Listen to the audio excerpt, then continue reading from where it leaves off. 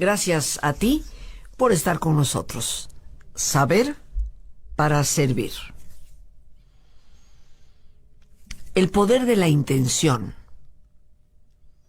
Existen ya diversos libros que nos hablan de lo que esto puede significar. Pero en términos prácticos, en tu vida y la mía, lo que esto representa es que nuestro pensamiento y la intención con la que dirigimos ese pensamiento tiene poder para poder y lograr modificar el entorno, las cosas a nuestro alrededor. Confiamos poco realmente en nuestras propias habilidades. Sin embargo, las tenemos. Hemos sido creados únicos, irrepetibles, con una enorme capacidad creativa. Y de hecho, nuestra intención, paso a paso, va creando nuestra propia vida. Se ha dicho y se ha insistido en muchas ocasiones que los grandes dramas que en un momento determinado llegamos a vivir son, en cierta medida, el resultado de lo que consciente o inconscientemente nosotros hemos venido creando en nuestra propia cabeza. ¿Por qué la intención de un ser humano, y tal vez sería la pregunta que nos estaríamos haciendo, cómo y por qué la intención de una persona puede causar efectos en su relación no solamente consigo mismo, con los demás, con su entorno, con todos los niveles de la materia? Pues yo creo que para poder responder esa pregunta tendríamos que centrarnos primero en la realidad de la materia misma, que es la energía. Y hoy hemos nombrado con título a nuestro programa El poder de la intención, en el que me tomo la libertad de autoinvitarme. Pero sin lugar a dudas, y nadie, ningún científico podría refutarlo, la base fundamental que constituye la materia es la energía. Ese es el punto de partida de toda realidad física, material, medible y tocable. Y esa energía, queridísimos amigos, que es el fundamento que constituye a la materia, la manejamos por medios físicos, ciertamente. El calor va a modificar condiciones en la materia y por lo tanto en la energía. El frío lo mismo. La presión, la expansión. Los medios físicos son sin lugar a dudas un instrumento a través del cual los seres humanos hemos manejado a la materia y la hemos modificado. Pensemos tan solo en los grandes metales, que son extraídos muchas veces de las profundidades de la tierra en forma de pedruscos, y que nosotros, por diversos manejos físicos, podemos finalmente transformar en oro o plata. Manejamos a la materia desde lo físico, pero también podemos modificar la energía a través de nuestra subjetividad. Y esto, pues, no es un querer pensar o una idea de Rosita. La ciencia sabe la gran influencia que un observador tiene sobre los experimentos que está observando. Y por eso cuando un científico desarrolla una teoría y logra concretar un experimento, ese experimento tendrá que ser replicado en muchos otros laboratorios con muy diversos investigadores, porque sabemos que la subjetividad del investigador, del científico, puede estar modificando el resultado tan anhelado o tan rechazado. Y por eso la réplica en un sinnúmero de lugares y por diversas personas es indispensable. La ciencia reconoce que nosotros afectamos resultados en una investigación por el poder de nuestra subjetividad. Esto a nivel de tu propia salud seguramente lo sabes y lo conoces, tal vez lo has experimentado. Sabemos que un estado de ánimo sumamente negativo o pesimista definitivamente conduce a una persona más fácilmente a estados depresivos y puede, por lo tanto, llegar a provocar serios problemas de salud física orgánica. También sabemos que un pensamiento positivo, una mirada mucho más optimista hacia la vida misma, pues puede influir en la pronta recuperación de una persona. Estos son hechos que han sido plenamente estudiados por la ciencia y que día a día son revelados a través de la medicina y la psicología. Está ya clínicamente comprobado que las personas con un pensamiento positivo y optimista padecen muchos menos enfermedades y tienen un promedio de vida de 4 a 5 años superior a lo de los pesimistas. Y reitero, esto no lo dice tu amiga Rosita, lo dice la ciencia. Personas que han investigado, personas como Martin Seligman en la Universidad de Pensilvania, como la doctora Barbara Fredrickson en la Universidad de Chicago. Encontramos, pues, que la energía, que es la base de toda materia, puede ser manejable. Por una parte, por los medios físicos, que bien conocemos, pero también puede ser modificable por nuestra propia subjetividad. Entre las investigaciones importantes que se han hecho, y por supuesto quiero fundamentar lo que aquí estoy diciendo, voy a mencionar 4. La primera de ellas está y fue realizada originalmente por el doctor Robert Jahn, director de investigación de la Facultad de Ingeniería de la Universidad de Princeton, que se escribe Princeton, en los Estados Unidos. La Universidad de Princeton es una de las universidades de mayor prestigio en ese país. Y fue precisamente la Facultad de Ingeniería, estamos hablando de ciencia dura, matemática y datos, la que inició esta investigación hace aproximadamente 35 años. Utilizaron un aparato que establece probabilidades en forma aleatoria. Un aparato que utiliza un sistema binario, o sea, ceros y unos, igual que las computadoras. Y que está constantemente por azar, aleatoriamente, como se dice, dando un 1 o un 0. Para ponértelo todavía más sencillo, es como si arrojaras una moneda al aire y tú no sabes si va a caer águila o sol, como solemos decir. Estos aparatos, lanzando números en esa serie ceros o unos, van a establecer una probabilidad. Esa probabilidad ha quedado sumamente establecida a lo largo de 35 años. Pero el dato curioso es que la probabilidad ya establecida de cuántos ceros y cuántos unos llegan a suceder en un periodo de determinado tiempo, eso se ha visto alterado a través de la influencia de la conciencia humana. Ellos han manejado estos aparatos en 65 países que mandan la información a Princeton. Y han habido eventos que han mostrado una alteración en la probabilidad. Eventos que ciertamente han modificado o han involucrado, si así lo quisiéramos ver, la conciencia de los seres humanos.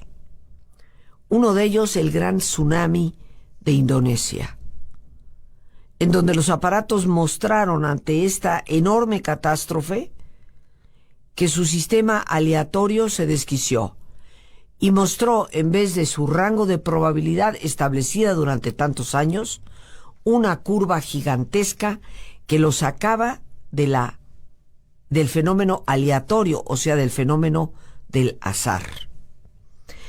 La única pista que los científicos consideraron podría haber causado eso fue la conciencia social. El hecho de que tantos millones de seres humanos nos sentimos conmovidos y enfocamos nuestra atención y nuestra intención en el evento. Esa intención que yace desde nuestra mente, desde nuestro pensamiento, y cómo podemos canalizar esa intención para transformar las cosas y ayudarnos a resolver problemas, porque ese es el objetivo que estamos enfocando en este programa. Hablábamos ya de cómo la Universidad de Princeton logró demostrar que la conciencia del ser humano puede modificar el funcionamiento de aparatos que normalmente trabajan de forma aleatoria, al azar por entero, pero que sin embargo la conciencia humana puede darles un giro en otra dirección. La Universidad de Syracuse o Siracusa en el estado de Nueva York también hizo experimentos desde los años 70, décadas 70, 80, sobre el efecto que la actitud de un operador tiene sobre su maquinaria, en este caso computadoras específicamente. Ya existen diversas investigaciones que vinieron como consecuencia de esta original, donde se logró demostrar que la actitud de un operador hacia la máquina que maneja puede llegarle a paralizar en su funcionamiento o puede hacer que la máquina funcione maravillosamente bien. Una tercera investigación la hizo el Mind Science Foundation, la Fundación de Ciencias Mentales del estado de Texas, bajo la conducción del doctor William Broad, que se escribe Braud, un gran científico en la investigación de la conciencia humana, que logró demostrar que efectivamente los seres humanos podemos modificar el funcionamiento de aparatos a nuestro alrededor y modificar la función aleatoria, igual que lo que hicieron en Princeton. Es un experimento replicado. Existe también el Baxter Research Foundation, fundado por Cliff Baxter, uno de los más reconocidos investigadores sobre el efecto de la conciencia humana en las plantas, y que pudo demostrar cómo nuestra forma de pensar, nuestra manera de relacionarnos con los seres vivos puede modificar su comportamiento, su crecimiento, su productividad. Y por último, porque no quisiera pasarme todo el programa en esto, pero sí fundamentar lo que estaremos diciendo en base a la experimentación, un gran científico japonés llamado Masaru Emoto, recientemente fallecido no hace mucho tiempo, que hizo una serie de investigaciones sobre el efecto de la conciencia en las cristalizaciones del agua y logró demostrar, tomando fotografías de esas cristalizaciones, el efecto que cierto tipo de pensamiento puede tener en la cristalización del agua. Su investigación aparece en una película que se llamó ¿Y tú qué sabes?, porque efectivamente los seres humanos tenemos un altísimo porcentaje de agua en nuestro cuerpo. Masaru Emoto reveló esta investigación a partir de la década de los 90, los finales de los 90, pero sobre todo a partir del año 2000-2001. Y yo quiero comentarte que él lo que demostró es que tu intención puede modificar la estructura del agua, la tensión superficial del agua. Pues yo bien aprendí que eso era posible a través de José Silva. Y lo aprendí en el año de 1971. Cuando, participando de un curso superior, un curso avanzado, que él vino aquí a México a impartir, se nos enseñó una técnica llamada programación de agua, para poder, con nuestra intención y el enfoque que esa intención tendría, convertir al agua en un elemento positivo para nuestra salud, o para cualquier otro propósito que nosotros canalizáramos a través de esa intención. Nos pega cuando nos damos cuenta que existe. Afortunadamente vivimos en una época en donde la ciencia se interesa por ir descubriendo y develando lo que tal vez la sabiduría popular ha sabido a lo largo de todos los tiempos. Estas investigaciones que he compartido con ustedes de la Universidad de Princeton, de la Universidad de Syracuse, de la Fundación de Ciencias Mentales de Texas, de la Fundación de Investigación Baxter en California y del fallecido Masaru Emoto y toda su investigación sobre cristalización de agua, nos viene a mostrar que efectivamente nuestra conciencia ejerce una influencia importante a nuestro alrededor. La pregunta que nos tenemos que hacer es cómo estamos usando esa conciencia. Si hablamos de que el ser humano vive, se mueve, se manifiesta dentro de dos grandes dimensiones, una que podemos llamar la física y otra la espiritual, podemos hablar entonces de que nos movemos en dos realidades distintas, porque en la física todo es incierto. La incertidumbre es de hecho una ley diseñada y estudiada y propuesta por un premio Nobel de Física, Werner Heisenberg. La incertidumbre. Vivimos en la incertidumbre, cosa que los grandes filósofos ya nos han dicho desde todos los tiempos. Pero en la dimensión espiritual, queridos amigos, en la fe hay certidumbre. Y los seres humanos oscilamos entre estas dos realidades. Lo importante es que tomemos plena conciencia de que somos co-creadores y debemos atesorar esa capacidad de crear. Piensa por un instante, todo lo que ha sido creado en este mundo, que hemos realizado los seres humanos, viene del pensamiento. Antes de que algo pueda materializarse para que tú y yo lo podamos ver, tocar, medir y pesar, alguien originalmente lo pensó. Y es ese pensamiento el que la persona busca eventualmente cómo llegar a cristalizar. Y así el arquitecto contempla su obra, pero que ya existía en su propia mente. Y cuando finalmente la casa, el edificio está construido, siente una enorme satisfacción porque ha materializado algo que se originó en su propia cabeza. La ropa que traes puesta, la mesa sobre la cual estás en estos momentos trabajando, el auto que conduces, todo lo que está a tu alrededor, la máquina, la computadora, el lápiz, la botella de agua, todo fue creado en la mente humana. ¿Qué tan importante es entonces el pensamiento?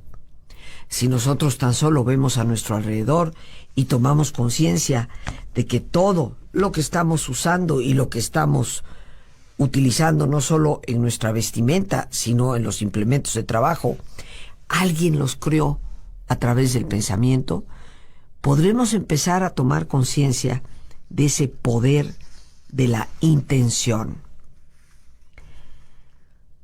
Los seres humanos nos vamos aislando de esa capacidad co-creadora que tenemos, de esa enorme capacidad de convertir al pensamiento en un poder de intención para lograr resultados. Pero ¿cuáles son los rostros de la intención? ¿Cuáles son sus características para que sea realmente una intención capaz de transformar entornos?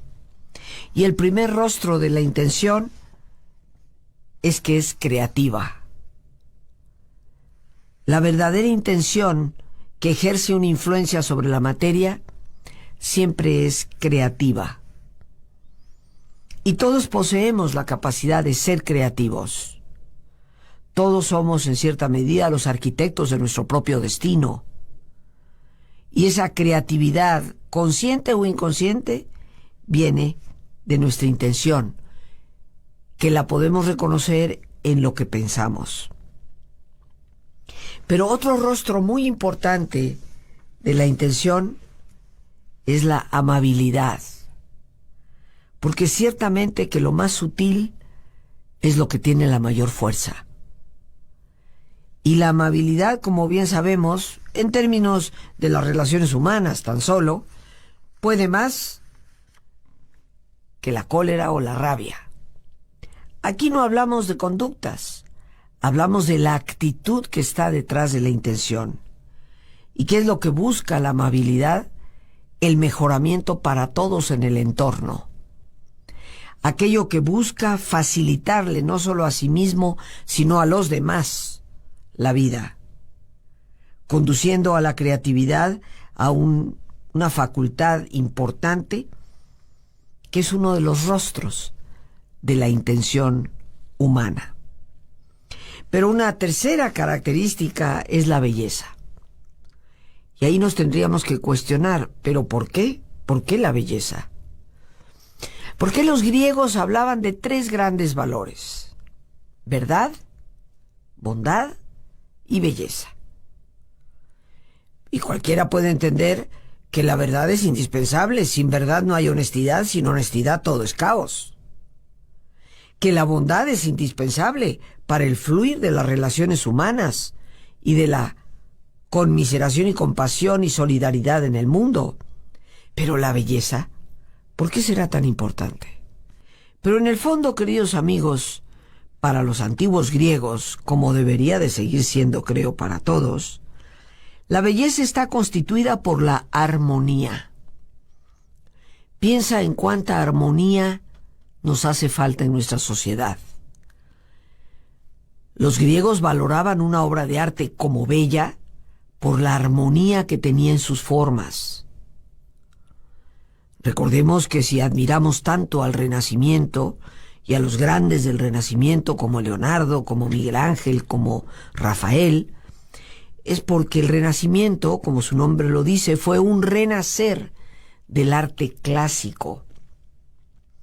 El descubrimiento, en lugares como Roma, de la casa de Nerón, que había quedado prácticamente sepultada y sobre la cual se habían construido, pues, unas termas, o sea, unos baños públicos.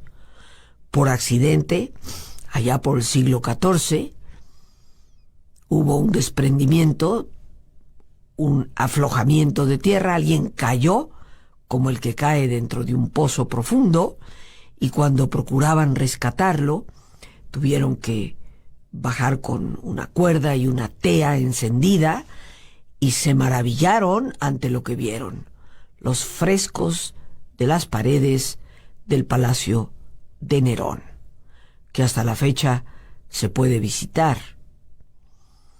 Y de ahí renace este afán por retomar el concepto de belleza clásica de griegos y latinos, Grecia y Roma. Pero para ellos la belleza significaba armonía. Y creo que tú y yo estaremos de acuerdo, nos gustan las cosas cuando son armónicas. Uno de los rostros importantes de la intención humana debe de ser la armonía. El poder armonizar las cosas, las personas. Es así como la intención verdaderamente nos lleva a buenos resultados. Otro rostro de la intención es el amor, la amorosidad. No hay poder más grande en este mundo que el amor. Cuando pensamos en personas como Teresa de Calcuta, como Mahatma Gandhi, que a través del amor a un ideal, del amor a la gente, lograron transformar sociedades enteras, ahí vemos claramente el poder de la intención, con este rostro amoroso que busca el bien. La intención es receptiva a todos. Tal vez precisamente ahí radica el éxito de Henry Ford, quien nunca tuvo como intención convertirse en millonario cuando inició el diseño de su primer auto, sino que tenía en mente el poder facilitarle al obrero de la industria norteamericana el que pudiera comprar un coche, que en aquellos entonces, siglo XIX, costaban ya miles de dólares. Y logró hacer un modelo de auto que costara tan solo $375, llevándolo a que fuera accesible para todos. Esto implica una receptividad a las necesidades de otros. Nuestra intención siempre debe estar abierta para poder ser receptivos a lo que otros también necesitan y la manera en que podemos ayudarles. Un rostro muy importante de la intención es que es abundante, no pichicatea. Siempre piensa en grande. Ya bien decía por ahí un autor, piensa en grande y tus hechos crecerán. Piensa en pequeño y quedarás atrás. Tu intención debe de tener esa abundancia porque el mundo ha sido creado en abundancia. Somos nosotros los que vamos limitando cada vez más las posibilidades. Que Dios no crió a nadie pobre. Nosotros hemos creado la pobreza a través de nuestra avaricia, a través de nuestra falta de sensibilidad, también a veces a través de nuestra pereza, a través de nuestra irresponsabilidad. Pero la naturaleza es en sí abundante. Uno de los rostros de tu intención debe de ser la de la abundancia. Y por último, tiene que ser expansiva, sin fin. No te limites. Ciertamente que en muchas ocasiones me has escuchado decir que tenemos que reconciliarnos con una realidad de que somos frágiles, quebradizos, limitados. Pero el hecho, queridos amigos, es que reconociendo esa realidad, también tenemos que abrirnos a esa enorme capacidad que la humanidad ha demostrado tener de ir rebasando sus propios límites día con día. Un hombre tan solo del siglo XIX jamás hubiera imaginado que se pudiera lograr lo que tú y yo hoy logramos en algo tan sencillo como un teléfono celular. Recuerdo aquella clásica novela de Jorge Isaac, autor colombiano, que se llamaba María, muy de moda en las generaciones de mi madre y tal vez las anteriores. El amor de una pareja en donde él sale de su patria y se dirige a Europa, y donde las cartas de uno a otro llegaban con meses de retraso, sin enterarse realmente de lo que acontecía en el momento. Jamás hubiera imaginado Jorge Isaac en el siglo XX, que no hace tanto, un teléfono celular. Y la posibilidad ya no solo de llamarte a cualquier distancia que te encuentres, sino de poder verte casi en segundos. Los seres humanos hemos ido quebrantando muchos de esos límites y los seguiremos quebrantando. Es parte del progreso mismo de la humanidad. Por lo tanto, dale a tu intención ese rostro expansivo que no tiene límites. Atrévete a soñar. Atrévete a imaginar, porque en tus sueños y en tu imaginación yace auténticamente tu capacidad creativa. Es de ahí de donde parte. Obstáculos que tenemos a veces, pues ese diálogo interno que nos lleva a considerar lo que siempre falta. Nos fijamos mucho más en lo que no tenemos que en lo que sí tenemos. Otro gran obstáculo es quedarnos anclados en una realidad que no nos gusta y ni siquiera vislumbrar la posibilidad de modificarla. Pensar en lo que siempre ha sido, sin atrevernos a hacer las cosas de una manera distinta. Bien decía Alberto Einstein que la locura consiste en esperar un resultado diferente haciendo más de lo mismo. ¿Quieres nuevos resultados? Hay que hacer las cosas de una manera nueva. Un gran obstáculo a nuestra intención es el límite que nos imponemos en función de lo que otros nos dicen que podemos o no. En vez de abrirnos a la introspección y al descubrimiento de nosotros mismos.